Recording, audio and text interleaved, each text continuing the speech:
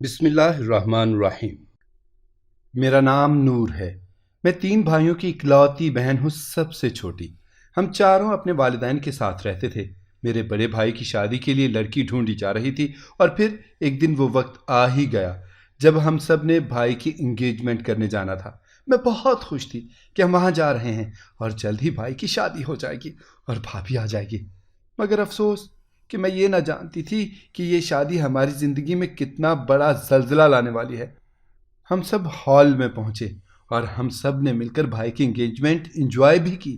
ابھی میں وہاں کی کچھ لڑکیوں سے بات کر ہی رہی تھی جب اچانک ویٹر کے ہاتھ سے جوس کا گلاس میرے کپڑوں پر الٹ گیا۔ میں نے جلدی سے ایک لڑکی سے کہا، یار مجھے واش روم کا بتا دو، مجھے اسے صاف کرنا ہے۔ میں نے پریشانی سے کہا، ہاں چلو نور، میں بتاتی ہوں۔ وہ مجھے لے کر باہر کی طرف گئی جہاں 3 واش روم ساتھ ساتھ ہی بنے ہوئے تھے۔ اسے ویٹ کرنے کا کہتی میں اندر گئی۔ میں ابھی صاف ہی کر رہی تھی جب مجھے ساتھ والے واش روم سے عجیب سی آوازیں آنے لگیں۔ میں نے غور سے سنا تو کوئی کسی پر چلا رہا تھا۔ میں سمجھ نہ سکی کہ وہ کیا بات کر رہے ہیں۔ کافی دیر کوشش کے باوجود بھی میں کچھ بھی نہ جان سکی اور واپس باہر آ گئی جہاں وہ لڑکی میرا ویٹ کر رہی تھی۔ میں چند قدم ہی چلی تھی جب اسی واش روم کا دروازہ کھلا جس سے آوازیں آ رہی تھیں۔ میں تو حیران کھڑی دیکھتی رہی، یہ تو بھابھی ہیں۔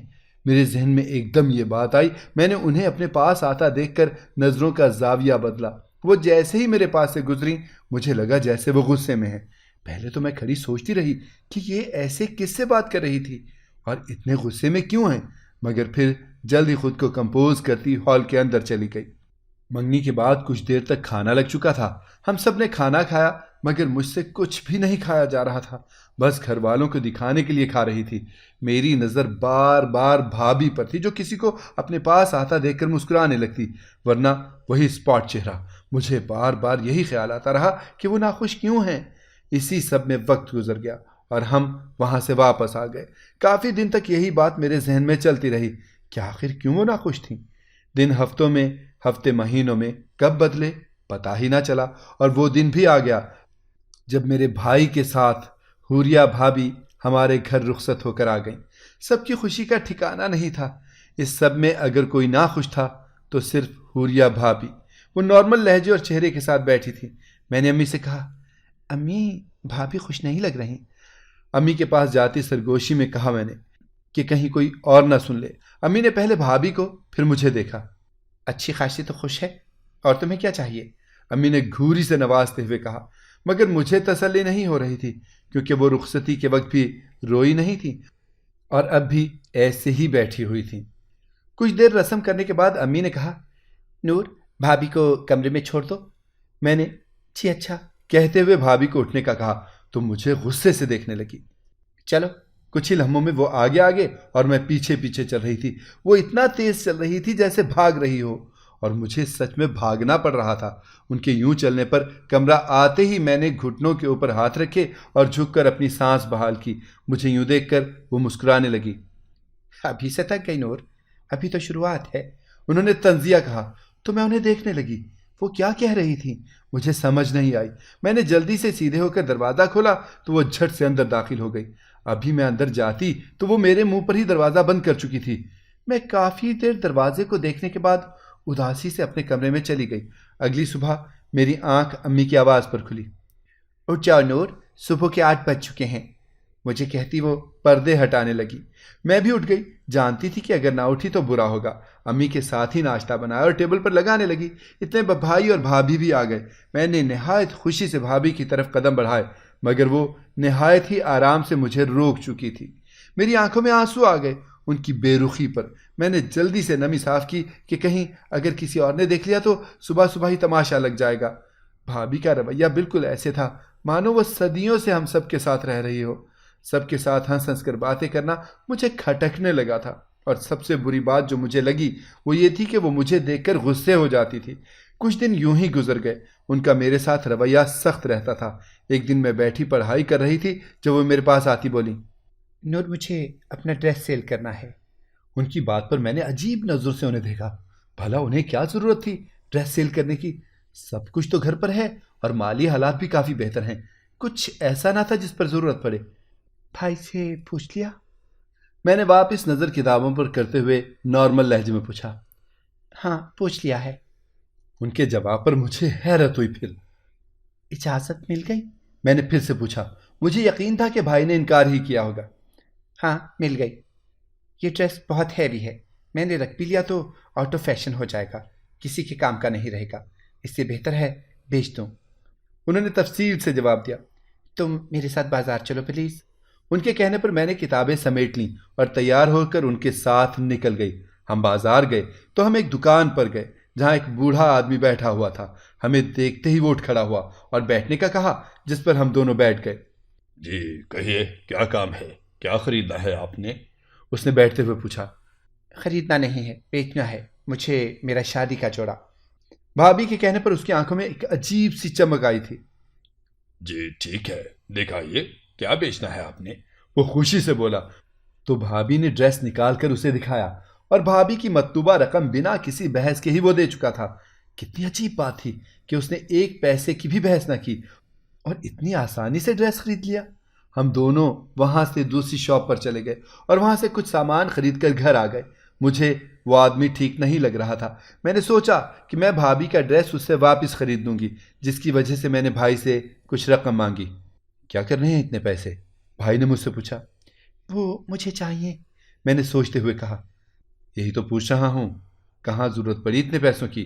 بھائی نے مجھے سامنے بٹھاتے ہوئے پوچھا۔ بھائی ہم سب دوستیں شاپنگ پر جا رہے ہیں، اس لیے۔ میں نے کچھ دیر بعد کہا تو پہلے بھائی مجھے دیکھتے رہے، شاید انہیں شک ہوا تھا، مگر پھر وہ مجھے پیسے دینے پر راضی ہو گئے۔ آفس جاتے ہوئے وہ مجھے رقم دے گئے تھے۔ میں نے اسی شاپ پر جانے کا سوچا اور کالج کے بعد اکیلی وہاں چلی گئی۔ میں نے ان انکل سے کافی بحث کی مگر وہ نہ مانے۔ میں تھک ہار کر واپس آ گئی۔ اب مجھے یہ سوچنا تھا کہ کس طرح میں وہ ڈریس لاؤں۔ اسی سوچ میں شام ہو گئی۔ رات کا کھانا کھانے کے بعد ہم سب اپنے اپنے کمروں میں چلے گئے۔ رات کو اچانک مجھے پیاس کا احساس ہوا تو میں کچن سے پانی پینے کی غرض سے کمرے سے نکلی۔ ابھی میں پانی پی ہی رہی تھی جب مجھے لگا کہ کوئی صحن میں ہے۔ میں نے گلاس وہیں رکھا اور باہر نکلی۔ سامنے کوئی چل کر مین گیٹ کی طرف جا رہا تھا۔ میں تو ڈر گئی۔ اندھیرے میں وہ مجھے بہت پراسرار لگ رہا تھا۔ لمبے بال کمر پر جھول رہے تھے۔ منہ پر ہاتھ رکھتی میں اپنی چیخ کا کلا گھونٹ رہی تھی اور کافی حد تک اس میں کامیاب بھی ہو گئی، اور دل میں اللہ کے نام کا ورد کرتی اس کے پاس چلی گئی۔ وہ بہت آہستہ سے چل رہی تھی۔ میں نے ہمت کر کے ان کے کندھے پر ہاتھ رکھا، جس سے وہ پلٹی۔ میرے حواس ایک دم کھونے لگے تھے۔ سامنے بھابھی کو دیکھ کر کہ وہ اتنی رات کو یوں اس حلیے میں کہاں جا رہی تھی؟ مین گیٹ سے ہم کچھ ہی قدم پر دور تھے۔ کہاں جا رہی تھیں آپ؟ میں نے انہیں اپنے سامنے کھڑے کرتے ہوئے پوچھا۔ بھابھی، میں نے انہیں پکڑ کے جھنجھوڑا تو وہ ایک دم سے جیسے ہوش میں آئیں۔ مجھے لگا کہ پہلے وہ کسی کے شہر میں تھیں، ایسے جیسے کسی نے انہیں اپنے وش میں کیا ہو۔ تم یہاں کیا کر رہی ہو نور؟ وہ مجھ سے پوچھتی خود بھی آس پاس دیکھ رہی تھیں۔ اور میں یہاں کیسے آ گئی؟ وہ خود سے پوچھ رہی تھیں یا مجھ سے؟ مجھے سمجھ نہ آ سکی۔ یہی تو میں پوچھ رہی ہوں، آپ یہاں اتنی رات کو کیا کر رہے ہیں اور اس وقت کہاں جانے کی تیاری ہے؟ میں نے انہیں گیٹ کی طرف اشارہ کرتے پوچھا۔ میں اس وقت کہاں جاؤں گی؟ مجھے یہی یاد نہیں آ رہا کہ میں یہاں کیا کر رہی ہوں۔ وہ حیرت سے پوچھ رہی تھی۔ میں پانی پینے آئی تھی تو دیکھا کہ آپ یہاں سے جا رہی تھی، میں نے کہا تو وہ حیرت سے مجھے دیکھنے لگی۔ بھابھی کمرے میں جا کر سو جائیے، کافی رات ہو گئی ہے۔ انہیں حیرت میں دیکھ کر میں نے کہا تو وہ چلی گئیں۔ پیچھے میں کافی دیر تک وہیں کھڑی رہی، پھر اپنے کمرے میں آ کر لیٹ گئی۔ مجھے نیند نہیں آ رہی تھی۔ بار بار ایک ہی بات ذہن میں آ رہی تھی کہ کیسے بھابھی وہاں گئیں اور انہیں یہ کیوں یاد نہیں تھا، اور بھابھی کو ہی پتہ نہ چلا کہ وہ وہاں کیسے پہنچیں۔ اسی سوچ میں صبح ہو گئی۔ میں نے سوچا کہ آج ضرور وہ ڈریس واپس لے آؤں گی، مگر سارا دن میں مصروف رہی۔ بھابھی کے گھر والے آئے تھے تو میں جا نہ سکی۔ اگلے دن کالج کے بعد میں سیدھی وہیں گئی اور مجھے افسوس ہوا کہ وہ دکان بند تھی۔ گھر آ کر کچھ دیر مایوسی سے کمرے میں ٹہلتی رہی، پھر رات کے کھانے کی تیاری کرنے لگی۔ سب نے مل کر کھانا کھایا۔ بڑے بھائی گھر پر نہیں تھے، کسی کام کے سلسلے میں وہ شہر سے باہر گئے تھے، جس کی وجہ سے امی نے مجھ سے کہا، نور تم بھابھی کے ساتھ ان کے کمرے میں سو جانا۔ پر امی، مجھے اپنے کمرے کے علاوہ کہیں نیند نہیں آتی، میں نے منہ بسورتے ہوئے کہا تو وہ مجھے گھورنے لگیں۔ نہ چاہتے ہوئے بھی مجھے بھابھی کے ساتھ رہنا پڑا۔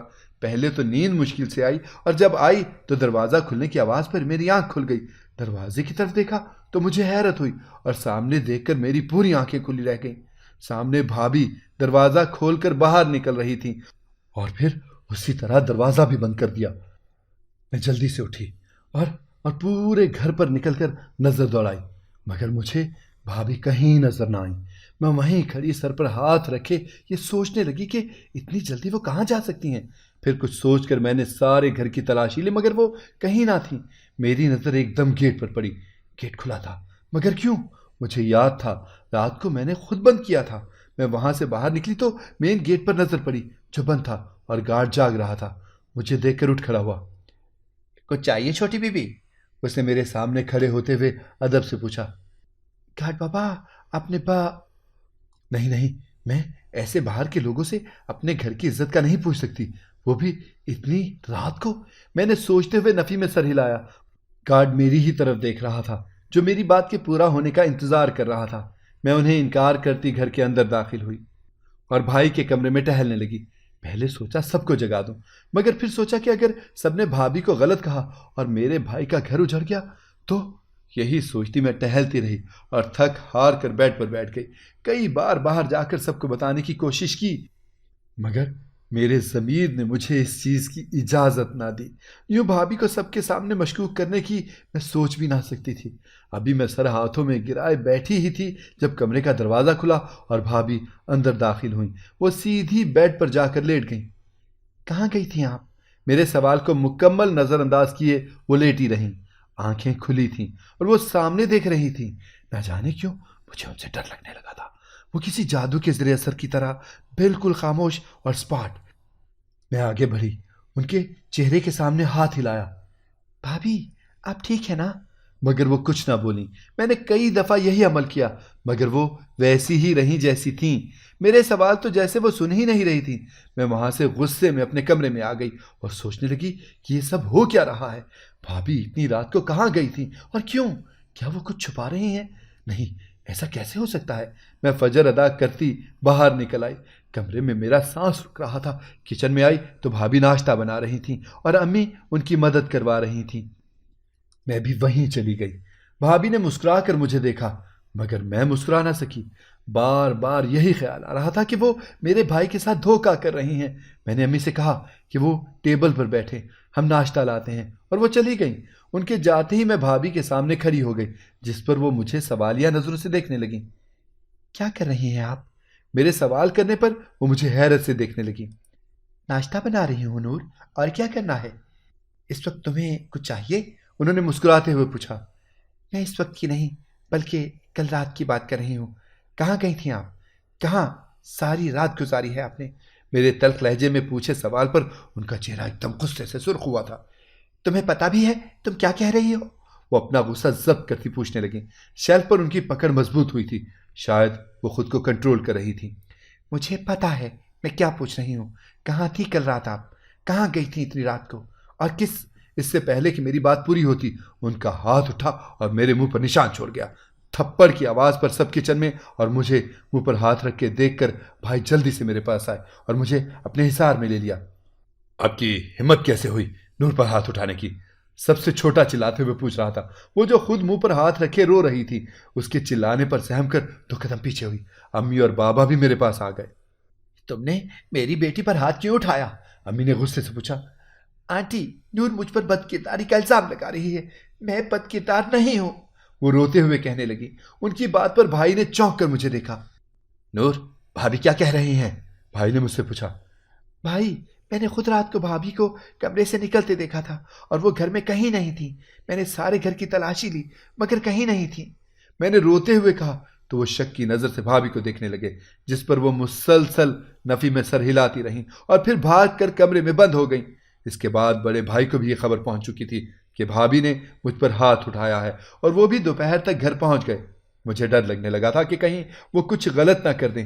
میں جانتی تھی میرے بھائی مجھ پر اٹھی انگلی برداشت نہیں کرتے، ہاتھ تو دور کی بات ہے۔ اور پھر وہی ہوا جس کا مجھے ڈر تھا۔ بھائی نے بھابھی کو گھر سے نکال دیا، وہ چلی گئی مگر جاتے جاتے وہ مجھے افسوس سے دیکھ رہی تھی۔ مجھے لگا کہ میں نے کچھ غلط کر دیا ہے۔ یوں کچھ دن گزر گئے۔ میں نے واپس اسی دکان میں جانے کا ارادہ کیا۔ مجھے لگ رہا تھا جیسے اس دن جس دن بھابھی کا ڈریس سیل ہوا تھا اس دن کے بعد سے یہ سب شروع ہوا ہے۔ میں نے اب تہیہ کر لیا تھا کہ کچھ بھی کر کے میں وہ ڈریس واپس ضرور لاؤں گی۔ اسی تہیے کے ساتھ میں وہاں گئی، مگر وہ آدمی ضد پر اڑ چکا تھا۔ اسی دوران اس کی دکان پر کچھ لوگ آ گئے جو سامان دیکھنے لگے۔ وہ ان کو سامان دکھانے میں مصروف ہو گیا اور میں اس کی اسی مصروفیت کو دیکھ کر وہ ڈریس اٹھا کر چادر میں چھپا کے گھر چلی آئی۔ گھر آ کر میں سیدھی اپنے کمرے میں گئی۔ ڈریس نکال کر اسے پہننے کے لیے میں نے جب کھولا تو میری تو جان ہوا ہونے لگی تھی، ایسے جیسے سانس اٹک گئی ہو۔ اس ڈریس میں ایک کپڑے کا کھلونا تھا جس پر جگہ جگہ بھابھی کے ڈریس کے ٹکڑے لگے تھے۔ وہ ڈریس جگہ جگہ سے کٹا ہوا تھا۔ میں تو منہ پر ہاتھ رکھے اس ڈریس کو دیکھنے لگی، مگر میرا ڈر اور زیادہ ہوتا گیا۔ میں ایک دم ہی چلانے لگی۔ میرے چلانے پر سب بھائی، امی، بابا میرے کمرے میں جمع ہو گئے۔ سامنے کا منظر دیکھ کر وہ بھی حیران رہ گئے۔ بڑے بھائی نے وہ ڈریس اٹھا کر دیکھا جس پر بابا نے جلدی سے ان کے ہاتھ سے وہ ڈریس اور گڈا پکڑ کر نیچے پھینکا اور مولوی صاحب کو بلانے کے لیے کال کی۔ کچھ ہی دیر تک مولوی صاحب بھی آ گئے۔ وہ سب دیکھ کر وہ بابا کو ایک طرف لے گئے۔ اس پر جادو ہوا ہے، یہ کپڑا اس گڈے پر باندھ کر جادو کیا گیا ہے، یہ کسی کالے جادوگر نے کیا ہے، اور جس کا یہ سوٹ ہے وہ اس جادو کے اثر میں تھی۔ میں نے کچھ آیات پڑھ کر جادو کے اثر کو ختم کر دیا ہے۔ بھائی نے ان کے جانے کے بعد خود کا کمرے میں بند کر دیا تھا۔ بابا نے اس آدمی کو جیل بھیج دیا اور پولیس کو کہا جو بھی بیان ہو وہ ہمیں ضرور بتائیے گا۔ پولیس والوں نے بیان ریکارڈ کر کے بھیجا تو اسے سن کر میں سن ہو گئی تھی۔ بیان کچھ یوں تھا۔ میں نے بہت پہلے سے یہ کام شروع کیا تھا۔ جب کوئی میرے پاس اپنا ڈریس سیل کرنے کو لے کر آتا تو میں اسے خرید کر آگے بھیج دیتا۔ پھر ایک دن میں نے جادو کرنا شروع کیا۔ جو بھی حسین لڑکی میرے پاس اپنا ڈریس سیل کرنے کو لاتی میں اسے فوراً خرید لیتا اور پھر اسے جادو کے ذریعے اپنے پاس بلاتا۔ اسی طرح میں نے اس ڈریس کے ساتھ بھی یہی کیا جس سے وہ لڑکی میرے پاس آ جاتی، مگر کچھ دنوں سے وہ نہیں آ رہی تھی۔ میں نے کئی بار کوشش کی مگر سب بیکار گیا۔ سبھی سن کھڑے تھے، مطلب کہ بھابھی کی کوئی غلطی نہیں تھی، وہ تو معصوم تھی۔ میں نے خود کو بہت برا بھلا کہا کہ میری وجہ سے یہ سب ہوا۔ میں نے بھائی سے معافی مانگی اور ان کے ساتھ جا کر بھابھی سے بھی معافی مانگی، جس پر وہ بہت مشکل سے راضی ہوئیں اور واپس آ گئیں۔ اس واقعے سے میں آج بھی ڈر جاتی ہوں۔ کئی دفعہ وہ کپڑے کا گڈا میرے خواب میں آ چکا ہے جس سے میں چیخنے لگتی ہوں، چلانے لگتی ہوں۔ میں اکثر خوفزدہ ہو جاتی ہوں۔ اگر آپ کو ہماری کہانی پسند آئی ہے تو اسے لائک کریں، شیئر کریں اور ہمارے چینل کو سبسکرائب کریں۔ اگلی کہانی تک کے لیے اجازت دیجیے۔ اللہ حافظ۔